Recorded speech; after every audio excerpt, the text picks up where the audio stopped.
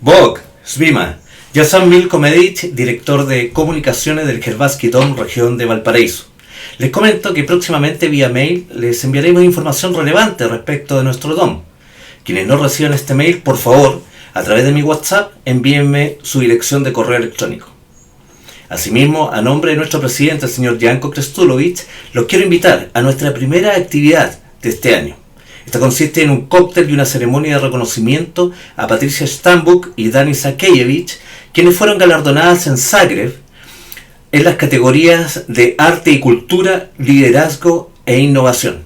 La actividad se realizará el viernes 24 de abril en el Club de Campo Granadillas, en Viña del Mar. La información en detalle va en este mail. Esperamos contar con la participación de todos ustedes para que nos conozcamos y aprovechemos de efectuar un merecido reconocimiento a Patricia y Danisa. Recuerden, Kurban y Boda, la sangre no es agua. Vidimose, Punos Bala.